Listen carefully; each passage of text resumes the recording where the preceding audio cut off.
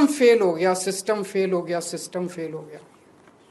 मैं आपकी भावना को समझता हूं, लेकिन जब आप सिस्टम की बातें करते हैं तो अनजाने में 2014 से जब से मोदी सरकार आई है, टोटल हमारे देश में 93 पेपर लीक हुए हैं।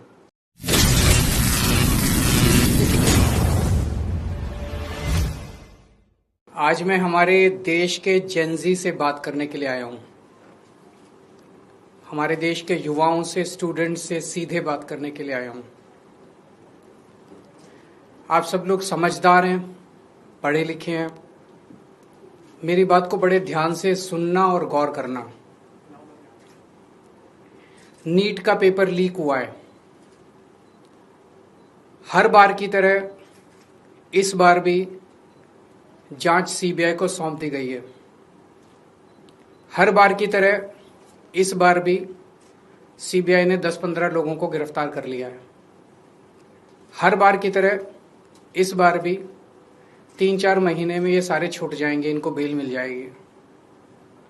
और हर बार की तरह इस बार भी ये सारे छूटे हुए बदमाश फिर से अगले साल के नीट के पेपर को लीक करने की तैयारी शुरू कर देंगे। मैं आप सब लोगों से पूछना चाहता हूं, थक नहीं गए ये सब सुन सुन के? बड़ी घिसी पिटी सी स्क्रिप्ट है, बड़ी घिसी पिटी सी स्टोरी है। सीबीआई पे भरोसा बचा है क्या? सीबीआई कुछ करेगी? 2017 में पेपर लीक हुए, सीबीआई को जांच सौंप दी गई, आज तक सीबीआई ने कुछ किया? फिर 2021 में पेपर लीक हुए, सीबीआई को जांच सौंप दी गई, आज तक सीबीआई ने कुछ किया?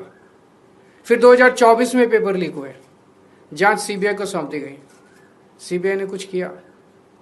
फिर 2026 में अब पेपर लीक हुए, जांच फिर से सीबीआई को सौंप दी गई। आपको लगता है सीबीआई कुछ करेगी इस बार भी? और 2024 में तो हद ही हो गई। 2024 के जो मास्टरमाइंड थे उनको सीबीआई ने गिरफ्तार किया।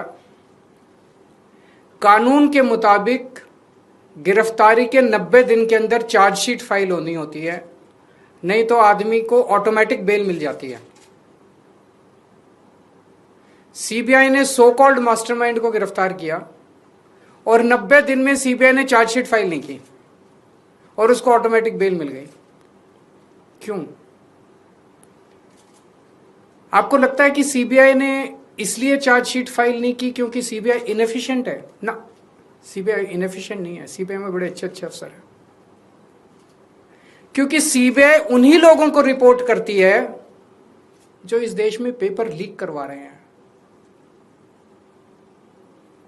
सीबीआई किसी को सजा दिलवा ही नहीं सकती।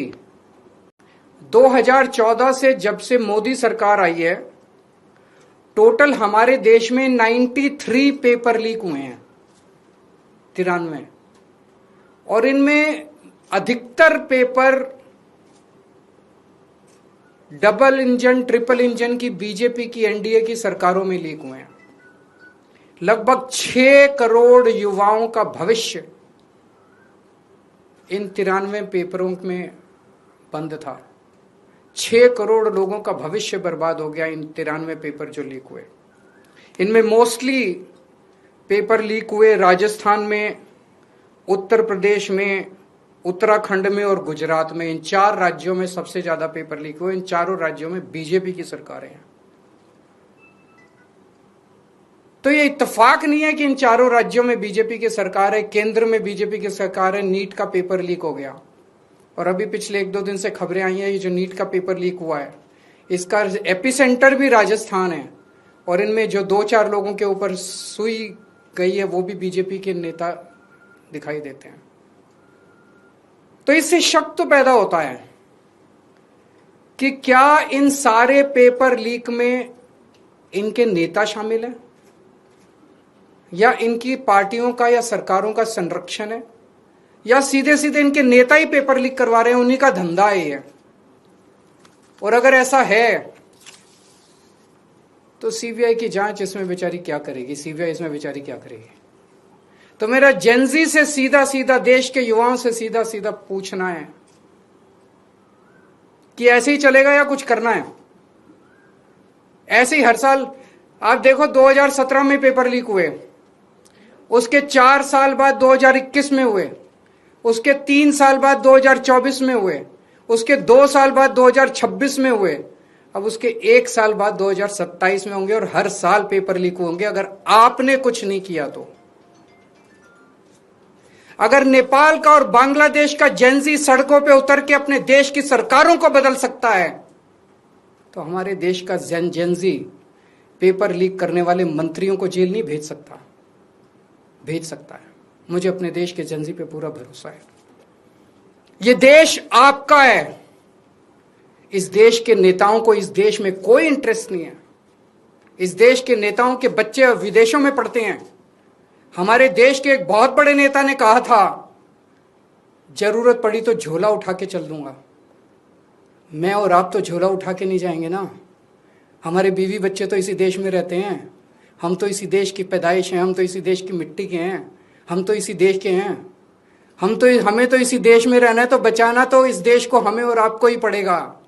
एक बात मैं उन लोगों को कहना चाहता हूं जो लोग कहते हैं कि सिस्टम फेल हो गया, सिस्टम फेल हो गया, सिस्टम फेल हो गया।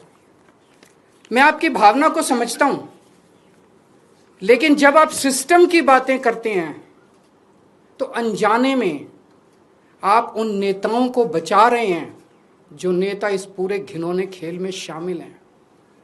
अगर एक के बाद एक दर साल नीट के पेपर लीक हो रहे हैं, तो पैसा सबसे टॉप पे पहुंच रहा है, सबसे टॉप पे। ऐसे ही पेपर लीक नहीं हो जाते, नीट के जैसे पेपर ऐसे ही लीक नहीं हो जाते, पैसा सबसे टॉप पे पहुंच रहा है। तो जब आप सिस्टम की बात करते हैं तो आप उस टॉप को बचा रहे हैं, अनजाने में बचा रहे हैं। मैं जानता हूं आपकी मंशा नहीं है, लेकिन अनजाने में उस टॉप, ये सिस्टम कोई इमेजिनरी नहीं होता, फिक्शन नहीं होता, सिस्टम हवा में नहीं होता। सिस्टम के पीछे लोग हैं। सीधे आरोप लगाइए जो इस खेल के अंदर शामिल है, उनको जेल में भेजिए, सड़कों पे उतरिए, आंदोलन कीजिए और इस घिनौने खेल को बंद कीजिए।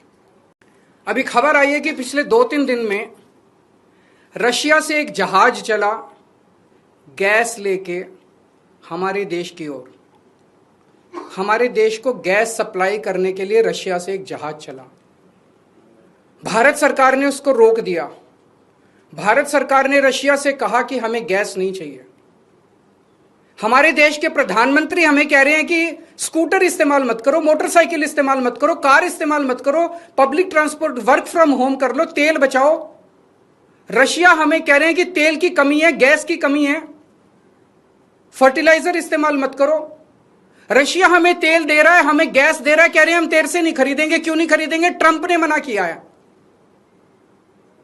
तो मोदी जी ट्रंप के सामने क्यों झुके हुए हैं? 140 करोड़ लोगों का हित जरूरी है कि ट्रंप जरूरी है?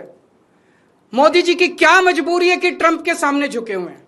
मोदी जी ट्रंप की बात क्यों मान रहे हैं? पूरी दुनिया का कोई नेता, कोई देश ट्रंप की बात नहीं मान रहा, मोदी जी ट्रंप की बात क्यों मान रहे हैं? चारों तरफ अफवाह फैली हुई है कि एप्स्टीन फाइल्स के अंदर मोदी जी का नाम आया, इसलिए मोदी जी डरे हुए हैं।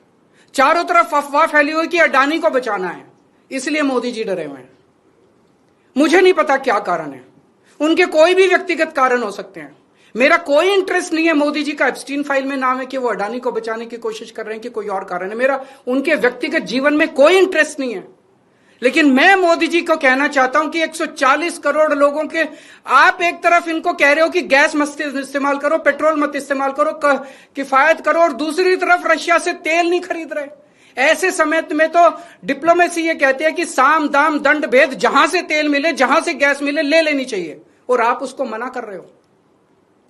मोदी जी, मैं नहीं जानता आपके क्या व्यक्तिगत कारण है, लेकिन अगर आप अपने व्यक्तिगत प्रेशर को झेलने की क्षमता नहीं रखते हैं तो इस्तीफा दे दीजिए। 140 करोड़ लोग, बहादुर लोगों का देश है ये, जिसने बड़ी बड़ी कुर्बानियां दी हैं। हमारे देश में ऐसे बहुत लोग हैं जो ट्रंप को उसकी जुबान के अंदर उसमें जवाब देंगे, ट्रंप के सामने खड़े होकर उसकी आंखों से आंखें मिला के ट्रंप को जवाब देने की हिम्मत रखते हैं हमारे देश में। ऐसे व्यक्ति को प्रधानमंत्री बनाएंगे हम, जो ट्रंप को उसकी भाषा में जवाब दे। हमारा देश महान देश है, 140 करोड़ लोगों का देश है। ट्रंप को हमारी जरूरत है, अमेरिका को हमारी जरूरत है, दुनिया में सबसे बड़ा मार्केट हमारे देश के अंदर है, उनको अपना माल बेचने के लिए हमारी जरूरत है। अरे अमेरिका की 10 कंपनियों को लात मार के बाहर निकालो, देखो ट्रंप की अकल ठिकाने ना आ जाए तो। लेकिन ट्रंप के सामने गिड़गिड़ाने, हम ट्रंप से, रशिया से तेल क्यों नहीं खरीद रहे? आज मोदी जी 140 करोड़ लोग आपसे फरियाद करते हैं, अभी तुरंत इसी वक्त रशिया से तेल खरीदना शुरू कीजिए, रशिया से गैस खरीदनी शुरू कीजिए और बंद कीजिए ट्रंप की गुलामी करना। हमारा देश महान देश है, बड़ी शर्म आती है, बड़ी दुख होती है, बड़ी कौफ्त होती है जब इतने बड़े महान देश का प्रधानमंत्री ट्रंप के सामने गिड़गिड़ाता है, उसके सामने झुक जाता है।